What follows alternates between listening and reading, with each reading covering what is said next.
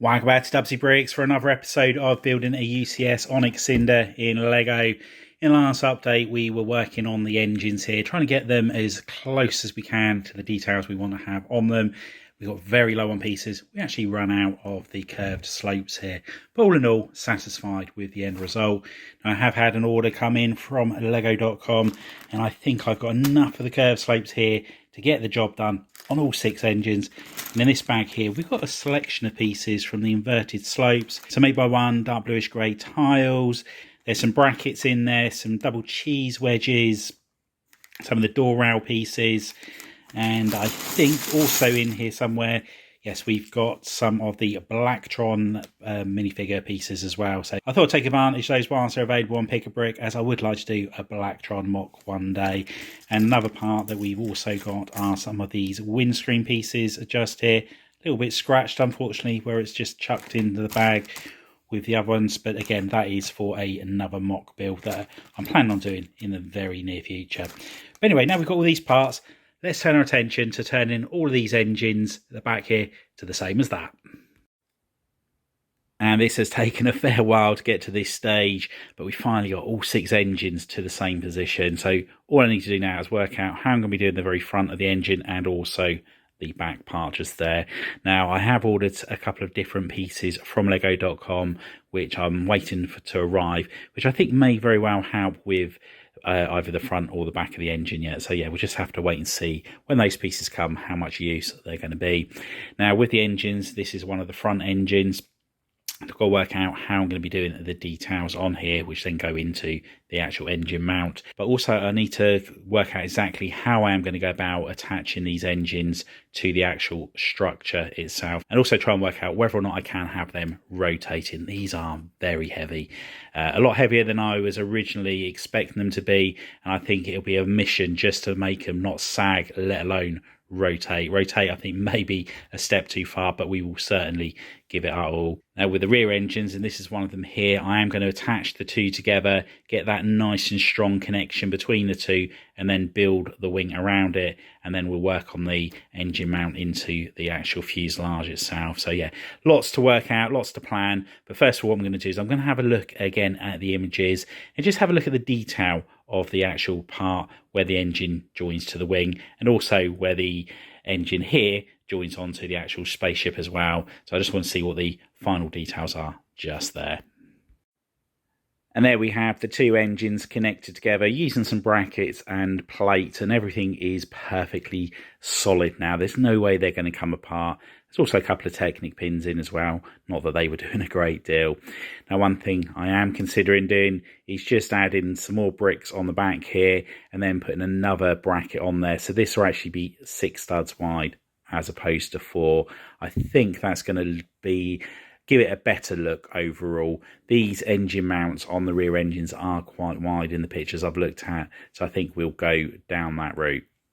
Once I've done that, I can then start doing the smooth final details on either side, but also attach it to the wing, and that's the most important part. And then we've got to work out how we're going to get all of the strength into the wing so it can hold these massive engines, because these do weigh a lot. And let's have a look and see how much they do weigh. And look at that, these engines weigh 1.36 kilo, and that is without the wing section on there. So we're going to have to come up with some genius ways of making the engines attach to the Onyx Cinder without it sagging or falling off, come to that. But looking forward to that challenge. And I've put a tile all the way around the centre section here that is joining the 2 engines together. And that is a perfect 4x8. So when I put this plate over the top of it, let's just do like so, that is perfectly snug on there. So all I need to do now is build the wing around this plate section just here, and it's pretty much job done. All I need to do is put some bricks on the studs on that side there and the opposite side of the plate, and then that'll stop the engines from moving up and down on the actual wing itself. And what I'll probably do as well is put some more of the bracket pieces, the same as what I did underneath these plates here, and that will stop them from popping off of the wing. But I think we found the solution to how we're going to mount the engines into the wing. The wing is going to be 5 plates in thickness, or brick and 2 plates. And again, that's going to work out perfectly, as it means I can have a Technic brick which is coming out, and then that will go through the circular parts, or two of these. So if I put two of these together, we have a 2x2 square here, which is going to be the same as a brick and a brick, a plate and a tile, basically. So yeah, it all should work out nicely. It's just whether or not it's all going to have the strength. And just to give you an idea of the strength that's in the actual wing mount just here, this, you can rotate it as much as you like and it is not going anywhere at all. So really happy with the strength that we've managed to get into that. So we just now need to try and work out how to get a similar amount of strength into the actual engine mount itself that goes into the vessel. And I think that's going to be considerably harder. And here we have both sets of the rear engines all attached to the start of the wing. And I've managed to get the Technic beams all attached into the wing as well. So I'm really happy with how that's coming along. There seems to be quite a bit of strength in this area here. So when I hold it up, there's not much flex. There is on this section just here. That's still a little bit weak. But as you can see, there's not a great deal around that at the moment. And I was very fortunate I came across this Technic piece just here. I saw it in a store ages ago.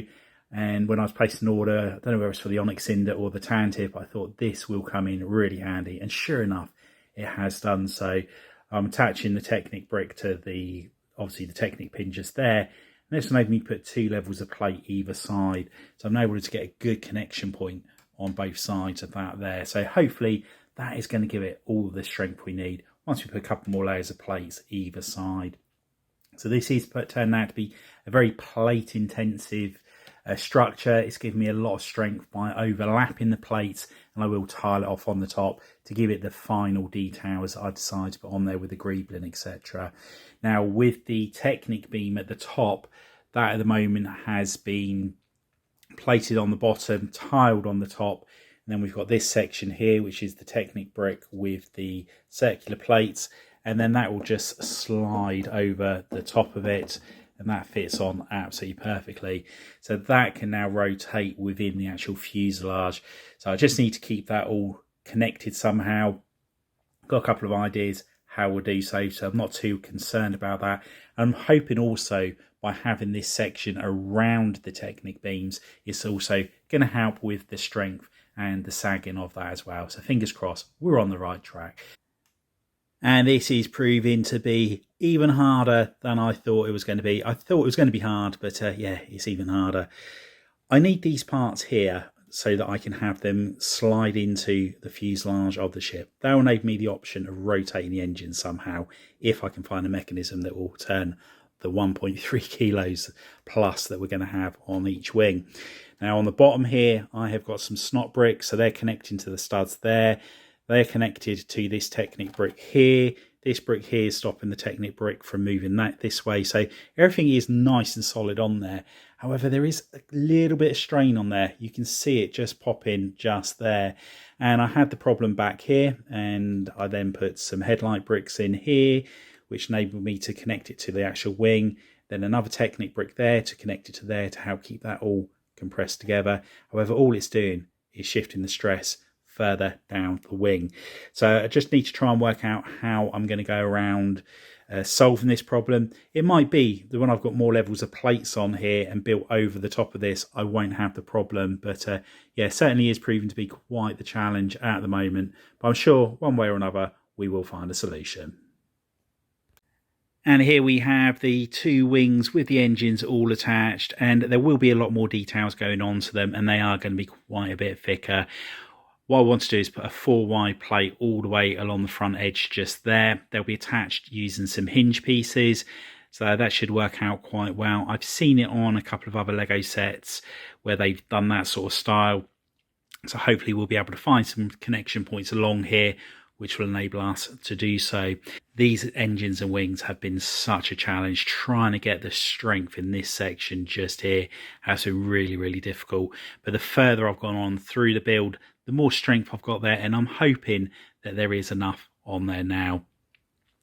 the part of the strength on this section here, absolutely fine. Really happy with how that's come together. There will be a lot more details on the side sections here going up into the wings. That's something I will be working on, hopefully in the next update. What I want to do is get the wings attached onto it, know that I can do so, and then we'll be able to work our way forward with that. Now, one thing that I would like to do is have it so I can actually remove the wings from this structural side here. So when I'm taking this to conventions, it's a lot easier to do so. Due to the weight of these engines, they are just so heavy, and I don't really fancy having to repair a broken build when I get to a convention, which is probably going to happen if I leave it attached to the actual fuselage. So yeah, just need to try and work out a way of doing that. I'm sure there'll be one, just need to get our thinking cap on in regards to it. I was hoping to have got the engines all attached to here in this update. However, I've just run out of time. It took a lot longer to get the engines all together. And then, as I said, working on the structural side of that has been very, very difficult. Now, with the engine mounts here, these are going to need to be brought back into the fuselage, probably to around about here, I think, just so I can extend this section here. The longer the tunnel effect I've got here, the more support that's going to give to this section here to try and help it so they don't sag too much. So it's all going to be one massive challenge, and also how we're actually going to get everything to work in here.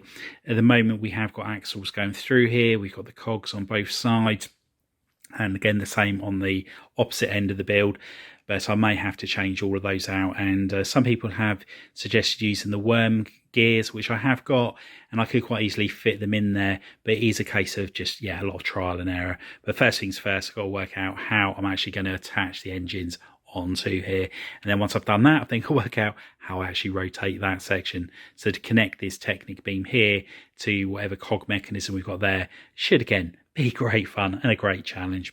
Anyway, that's all we have time for. I hope you've enjoyed the update. If you have, please remember to give us a big thumbs up.